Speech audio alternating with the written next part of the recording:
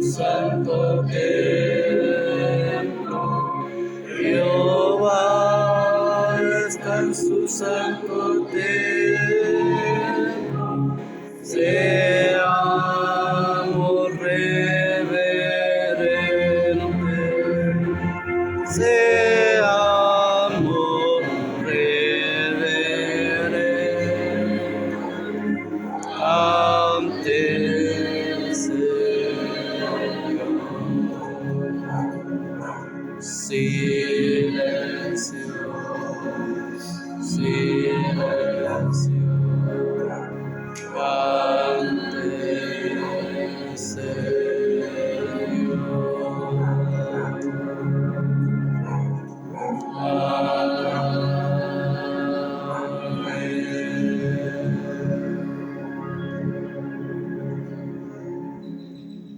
Padre nuestro que estás en el cielo, santificado sea tu nombre. Amén. En este momento, tu pueblo se ha presentado delante de ti en obediencia al mandamiento que dice: acordarte antes del día de reposo. 6 días trabajarás, entregarás toda tu obra, mas el séptimo día es reposo para Jehová tu Dios. Amén. No hagas en él obra alguna, tú, ni tu hijo, ni tu hija, ni tu criado, ni tu criada, ni tu bestia, ni tu extranjero que está dentro de tus puertas, porque 6 días hizo Jehová los cielos y la tierra. Por tanto, Jehová bendijo el día de reposo y lo santificó. En obediencia a ese mandamiento tuyo, Padre, tu pueblo se ha presentado delante de ti para adorarte y glorificarte.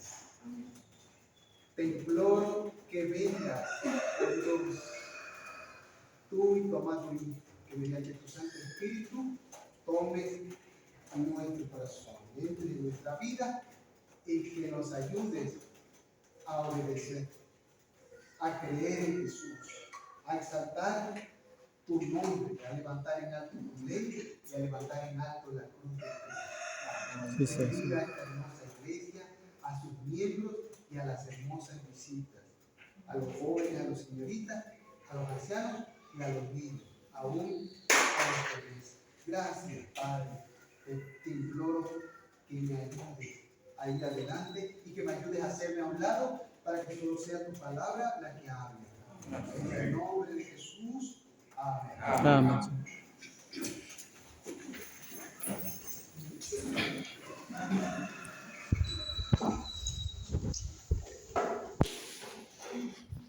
Buenos días.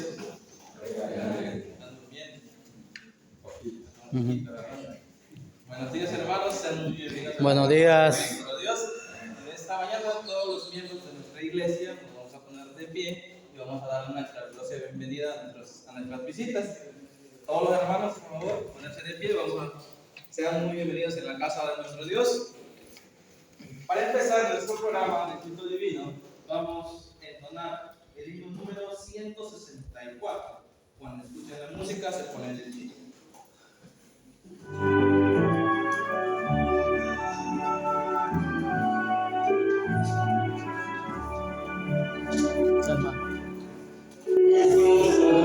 Volverá, tengo con el poder, promesas nos dio y la cumplirá, su rostro podremos ver, gloria y majestad, vendrá nuestro Salvador. El Señor yo solo quiero ganar. Pronto Señor vendrá, pueblo que le esperó, del vil tentador librado será, por Cristo quien lo salvó. Sus hijos disfrutarán de Cristo la comunión y por siempre gozarán eterna salvación. Del norte, del sur vendrán trofeos del Redentor. Las islas del mar sus ollas darán que adornen al Salvador. Los santos con él irán las bodas a celebrar y por siempre gozarán en su feliz hogar. Muy pronto el Jesús vendrá, el pueblo que la llegó.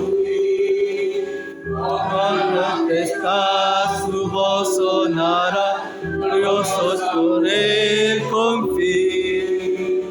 Los ángeles tocarán trompeta de salvación y los santos vivirán su eterna redención. Amén. Bueno, ha llegado la parte esencial de este momento. Vamos a doblar nuestras rodillas, pero antes, si alguien tiene alguna petición, puede levantar su mano.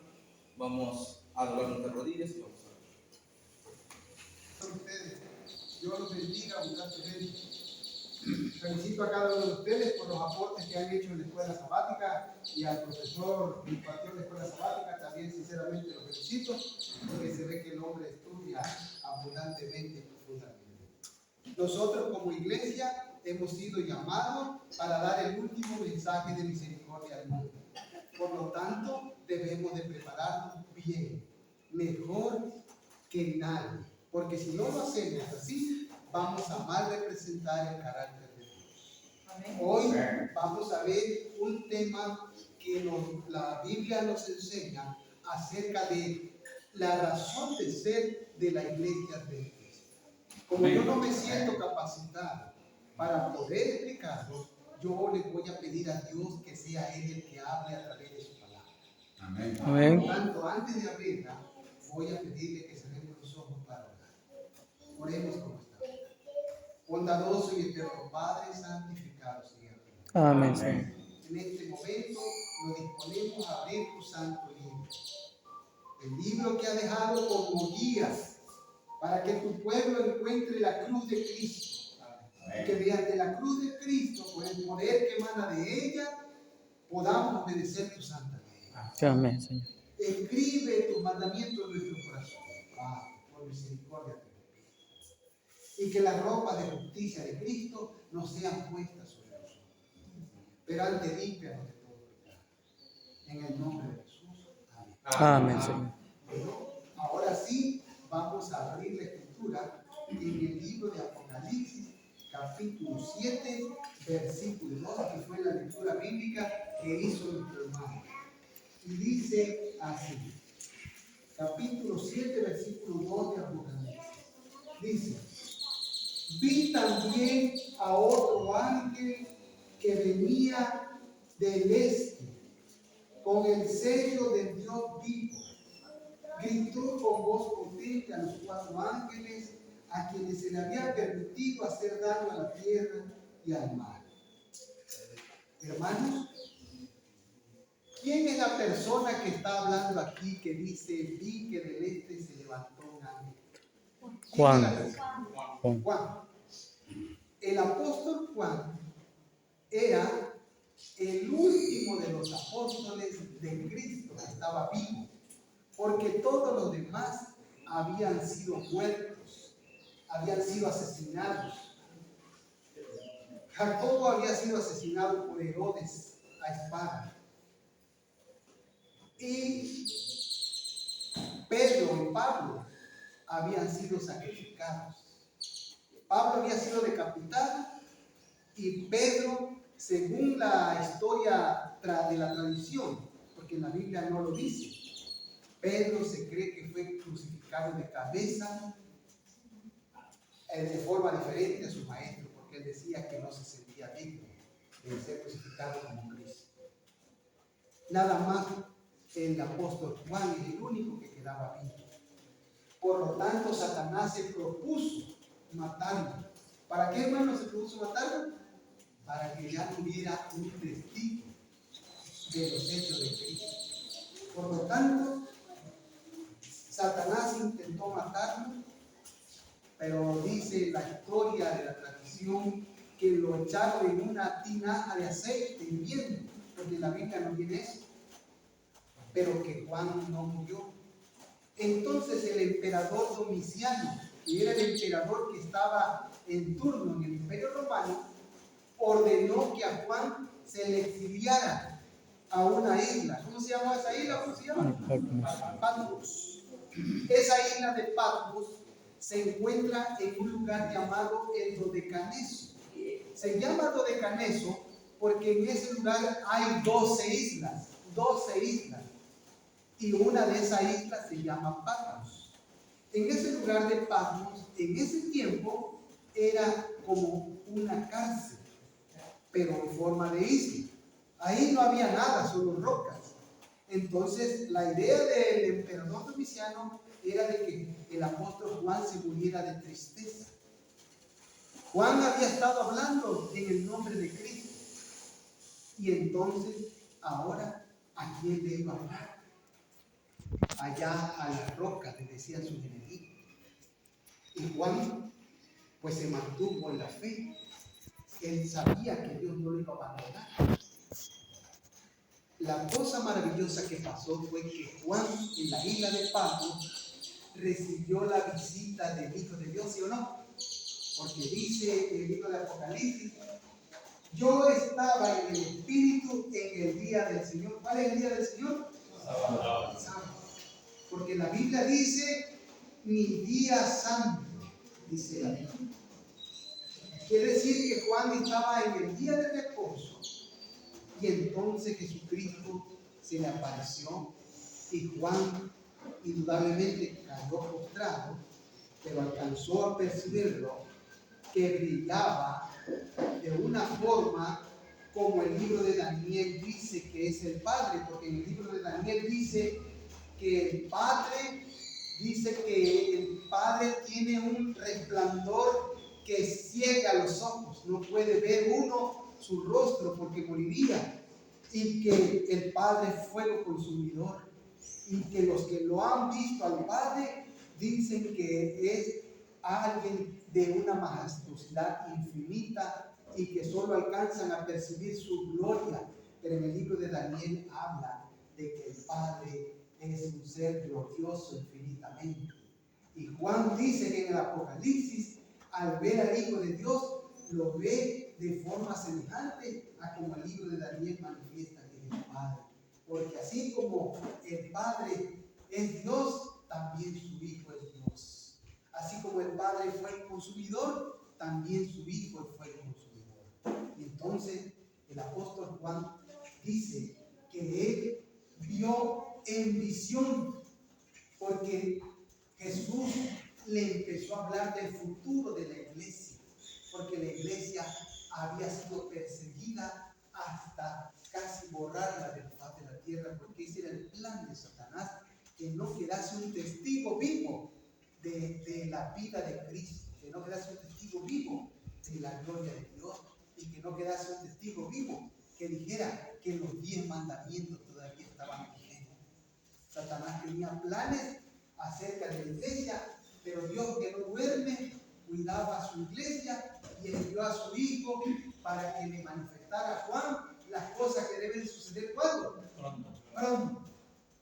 Eso ya pasó hace casi 1800 y tantos años atrás, casi 2000 años han pasado de esa visión, ¿sí o no? Y se le dijo a él que sucedería pronto. Si cuando a él estaba vivo, y fue casi hace 2000 años, se le dijo que iba a suceder pronto, quiere decir que ahorita que estamos nosotros aquí, es más pronto, ¿o no? Estamos más cerca que él. Quiere decir que está a la vuelta de la esquina. Y si Juan se preparaba a conciencia, nosotros no debemos de hacer excepción, ¿verdad?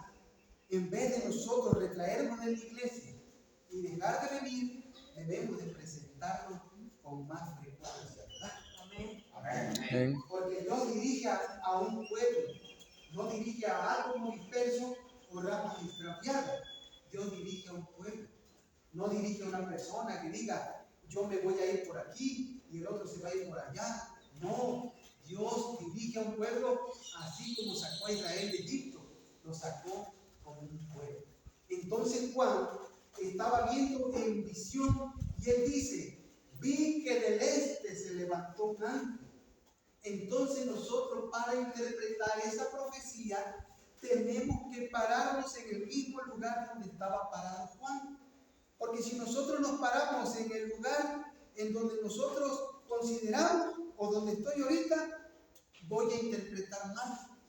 Porque él está viendo ese evento profético desde la isla de Patmos. Si yo lo interpreto desde otro punto, me va a arrojar hacia otro lugar. Entonces Juan en visión vio que un ángel se levantó del este. Y para interpretar esa profecía, tenemos que ir a un mapa mundi, a un mapa donde viene todo el planeta, a donde están los continentes. Entonces, ahí está la isla de Patmos. Y si nosotros miramos en el mapa mundi el este, a donde nace el sol, aquí nace el sol, aquí lo vemos, ¿no? Mis hermanos, cuando yo me di cuenta qué país representaba el este, visto desde Patmos, mis ojos se abrieron enormes. Porque el este, en la isla de Patmos, es los Estados Unidos. Quiere decir que de Estados Unidos se levantaría un ángel, un mensajero, una iglesia. La pregunta es, ¿cuándo se levantaría? No lo debe decir la Biblia. No lo debe decir la Biblia. Pero está hablando en simbolismo. O sea, Juan ve un símbolo, ve a un ángel, pero que simboliza una iglesia. Por ejemplo, nosotros tenemos aquí, ¿qué es esto? Es un árbol. ¿Pero es un árbol en realidad? No. Pero ese que está afuera es un árbol en realidad. Ese sí. Pero este simboliza un árbol, o sea, es una figura. ¿Este qué es? Pero es el arcoíris. Simboliza. ¿Este qué es? Una montaña. ¿Pero es una montaña? No, es una figura que simboliza una montaña.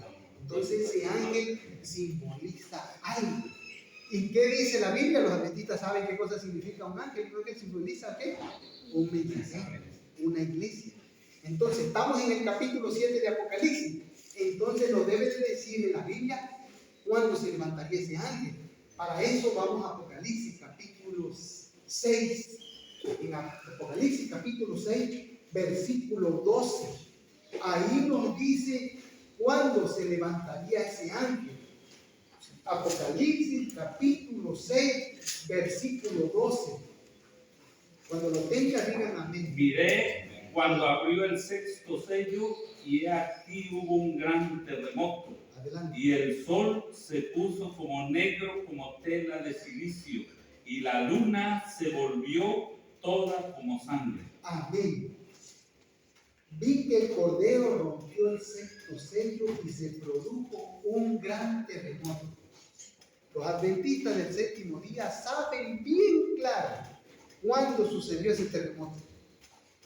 En el año de 1755 hubo un terremoto llamado el Gran Terremoto de Lisboa, Portugal. Y este es el terremoto del que habla aquí. Y está diciendo antes de Apocalipsis 7:2. Quiere decir que a partir de que sucedió el terremoto de Lisboa en Portugal en el año de 1755, más adelante se levantaría ese ángel. Pero la Biblia nos da 3 señales. Esa fue la primera, el gran terremoto de Lisboa. Lo que acaba de leer el hermano, dice después del terremoto. ¿Ahora qué dice después del terremoto, hermano? El sol. Dice, y el sol se puso negro como tela de silicio. ¿Y la luna? Y la luna se volvió toda como sangre. Amén. ¿Cuándo sucedió ese evento, hermano? En el año de 1780, el sol y la luna se pusieron en la forma que la profecía dice. En el año de 1780, usted va a la historia, ahorita gracias a Dios es fácil accesar a la historia. Antes los libros los tenía la gente que podía comprarlos. Ahorita usted con un celular o en una biblioteca o en algún lugar le pregunta a un joven de escuela, le dice, ¿me puede decir cuándo sucedió el día oscuro? Y entonces le pone ahí, ¿cuándo sucedió el día oscuro? Así nomás. Y entonces en automático la internet te arroja, el día oscuro sucedió en el año de 1780 en la parte este de los Estados Unidos, cuando se oscureció todo y los animales se fueron a guardar como si hubiera llegado la noche. Y la gente, si en el terremoto de Lisboa de 1755 lloraban que ya había venido el fin del mundo, pues ahora al ver las tinieblas que se palpaban, dice el conflicto de los siglos, que se sentían, las tocaba, parecía como cuando está quemando la basura y le pasas la mano y el humo lo puedes casi tocar. Las tinieblas del día oscuro eran tan grandes que la gente se espantó, que pensaba que el día del fin del mundo había llegado. Y el Antiguo Testamento habla de que esa señal iba a llegar. Y Jesucristo en el capítulo 24 de Mateo también dice que el sol y la luna se pondrían así, o no lo dice así. Jesucristo lo dijo y el apóstol Juan lo está repitiendo, lo está confirmando, y la historia ratifica que la palabra de Dios siempre se cumple, ¿sí o no? Amén. Amén. Pero faltaba otra señal más. ¿Qué dice la otra señal, hermano? Y las estrellas caerán del cielo. Dice, y las estrellas del cielo cayeron sobre la tierra como la higuera que deja caer sus higos, como es sacudida por un fuerte viento. Amén. La caída de las estrellas. ¿Cuándo sucedió la caída de las estrellas? Otra vez va en internet. La caída de las estrellas no te va a arrojar otro dato. Te va a decir, en el año de 1833 cayeron las estrellas. Ese evento sucedió en los Estados Unidos y uno de los que narra dice que caían las estrellas tanto que parecía como que si el cielo se había venido encima de la tierra. La gente estaba... Es todo el continente americano. Sí. Eso sucedió en Estados Unidos, pero se vio en todo América. O sea que allá esas señales tendrían que verse de manera más prominente, porque de allá se iba a levantar la iglesia de Estados Unidos. Entonces, esa parte, las estrellas, usted las ve, viajan a gran velocidad, y como dice el hermano, en toda parte de América podía haber un evento profetizado. 1833 sucedió ese evento. Ahora, ¿qué sucedió en lo espiritual? Eso sucedió en el cielo, una señal física, cósmica. ¿Qué sucedió en el año de 1833? En el año de 1833, un hombre llamado Guillermo Miller se había levantado para predicar acerca de la segunda venida de Cristo. Ya un ángel lo había visitado desde el año 1818 y hasta el año 1832. Guillermo Miller estuvo estudiando, trabajaba todo el día. A veces dice que llegaba a las 11 de la noche a su casa, ¿se imagina, hermano? Y a las 11 de la noche se ponía a estudiar. ¿Sabe qué hago yo si llego a las 11 de la noche? ¿Qué hago? Agarro una silla y me siento. Ese hombre se ponía a estudiar, porque había encontrado la perla de gran precio. Había visto que este libro es más de lo que la gente dice. Y entonces él empezó a predicar. ¿Cómo empezó a predicar él? Él le dijo a Dios, si tú quieres que yo hable de esto al pueblo, a la iglesia, que me vengan a invitar, por favor. Yo me siento apenado, era tímido, tenía cierta timidez. Yo no quería hablar delante del pueblo. Y dice la historia que un niño llegó a verlo. Tío, es que mi papá dice que si quiere ir a predicar en su lugar, ¿por qué no va a estar? Y entonces él con timidez empezó a predicar. Y Dios lo fortaleció y empezó a predicar, que conmovió a casi todo Estados Unidos, ¿sí o no? Pero fue en el año de 1833 que a Guillermo Miller se le dio un documento. A Guillermo Miller se le dio un documento por parte de la iglesia a la que él pertenecía, la iglesia bautista. Le emitió un documento que decía que podía predicar como un ministro autorizado por parte de la iglesia. En el año que sucedió la caída de las estrellas, se estaba cumpliendo la profecía de que un ángel se iba a levantar del este. Ya empezaba a tomar forma la iglesia adventista del séptimo día. Porque ese hombre, Guillermo Miller, es el que iba a dejar su obra, su legado a la iglesia que nosotros ahorita representamos. ¿No dicen amén? Amén. Una obra que Dios le dio a ese hombre, y ese hombre empezó a predicar que para el año de 1843, el 22 de octubre, Cristo venía a la tierra.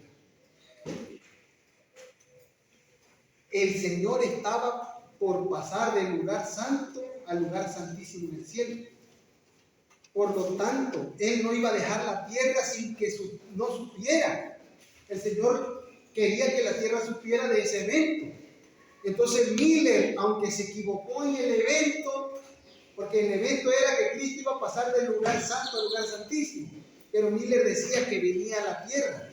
Aunque Miller se equivocó en el evento, pero Dios lo estaba respaldando en su predicación, porque Dios quería que fueran a la Biblia a corroborar, a comprobar que Cristo ya venía pronto y que se preparara el pueblo. Y del mensaje que ese hombre predicó dependía el destino de las almas. No porque él, Guillermo Miller, hubiese ideado ese mensaje, no, sino que Dios a través de la Escritura se lo dio. Entonces, ¿por qué fue la iglesia bautista la que le dio el documento y no fue la iglesia adventista? ¿Por qué fue la iglesia bautista? Porque no existía, la iglesia adventista. No existía. Por lo tanto, Dios a través de una iglesia cristiana, porque aunque no lo queramos aceptar o lo aceptamos, antes de que la iglesia adventista existiera, otras iglesias ya predicaban, ¿o no?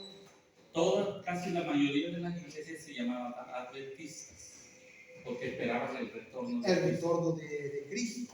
Pero me refiero a que antes de que la iglesia adventista apareciera, ya había antes otras iglesias. Por ejemplo, la iglesia judía, una iglesia que Dios levantó mediante un profeta llamado Moisés, y en su tiempo fue el pueblo de Dios. Porque la Biblia dice que ayer era mi pueblo. Como traicionó a Dios crucificando a Cristo, Dios le quitó la viña y se la dio al pueblo cristiano. Y ahora el pueblo cristiano tenía la viña, pero la viña la tenía en renta. Porque dice, le arrendará su viña a otros labradores, ¿sí o no? Que le den su fruto a su tiempo. Si de la iglesia judía se le demandó frutos de justicia, amor, paz, benignidad, mansedumbre, de la iglesia cristiana también demanda eso Dios, ¿sí o no? Pero también demandaba Dios frutos tangibles. Al templo se llevaba los diezmos y la ofrenda del pueblo, ¿sí o no? Entonces la iglesia cristiana también tenía que presentar dádivas a Dios, diezmo y ofrenda. Pero ya no se le llevaban a la iglesia judía, sino que la recibían los apóstoles. Uno dice así, que se le llevaban los pies de los apóstoles. Y tan delicado era eso, que uno que llevó una parte de lo que había prometido, ¿qué le pasó? Que no entregó todo. No entregó todo, había prometido que iba a entregar todo, ¿y qué pasó? Perdió la vida en su mujer, porque eso es muy delicado. Entonces, en la cuestión de los diezmos y la ofrenda, si yo considero que esta iglesia es el pueblo remanente, es el pueblo de Dios, vendré con gozo y entregaré la parte que le corresponde a Dios, que es su diezmo. Eso es de Él. Lo mío es mi ofrenda, eso es lo que le voy a dar en mi corazón. El diezmo no es mío, el diezmo es de Él. Eso se lo entrego yo porque Él me pertenece, porque Él demanda. En el jardín del Edén dijo, del árbol del conocimiento del bien y del mal, no comeréis ni lo tocaréis, porque el día que Él comiere o lo tocare, moriréis. Ahí Dios ya estaba manifestando del Edén, y el diezmo es de Él. Y en el Edén Él se preservó un árbol, no toques. Y aquí Adán no daba un diezmo porque no existía el dinero, pero al no tocar el árbol, estaba respetando lo que Dios había reservado. Pero aparte, Dios se reservó un tiempo. De cada semana, un día es mío. De cada semana, cada séptimo día es mío. Ese día, ese tiempo no te pertenece. Aunque a veces quizás está viendo uno a la hora de ya irse a casa. Ese tiempo no es de nosotros. Es de nosotros. Pero tenemos un aguante, o sea, en ciertos momentos ya aguantamos, ¿verdad? Ya luego tenemos que reposar un poco, pero a la tarde volvemos. Entonces, Guillermo Miller recibió un documento que lo amparaba como un ministro o como un laico autorizado. ¿Por qué, hermano? ¿Por qué? Porque la iglesia tiene una razón de ser. Por ejemplo, yo ya llevo 42 años en la iglesia. Comencé cuando tenía 10 años. Entonces, yo podría decir, bueno, pues ya tengo 42 años en la iglesia y sé algunas cosas que he aprendido. Pues voy a agarrar rumbo yo solo. Voy a ir por aquí, voy a ir por allá. ¿Estaría correcto yo? No. Porque la Biblia enseña que me tiene que enviar la iglesia. Porque la iglesia dice en el libro de los Hechos que impusieron las manos sobre Pablo y Bernabé. Pablo se había encontrado con el Hijo de Dios, ¿no? Se había encontrado cuando iba a perseguir a Damasco a los cristianos. Pablo podía decir, pues bueno, yo ya me encontré con Cristo. Yo no necesito de los que estaban antes con Cristo, de los apóstoles, ni de la iglesia. Yo voy a agarrar rumbo porque ya me encontré con el Maestro. Lo vi y él me comisionó. ¿Estaría bien Pablo? ¿Qué dice la historia? Dice que Pablo fue dirigido hacia un lugar y en ese lugar un siervo de Dios llamado Ananías lo fue a ver y él dijo a Dios, Señor, pero es que ese es un perseguidor. Temblaba. También lo tenía Ananías. Yo no quiero ir a verlo, porque si ese arrastraba a la gente y consentía en la muerte, hasta en la muerte de Esteban, que está narrado. Pero el Señor le dijo, ve porque instrumento escogido me es. Y así sí, ¿quién le va a refutar al Señor? Y entonces dice la historia redentiva que Ananías fue, oró por Saulo de Tarso, y como escamas se le cayeron de los ojos, y ahora él fue sujetado a la iglesia, a que aprendiera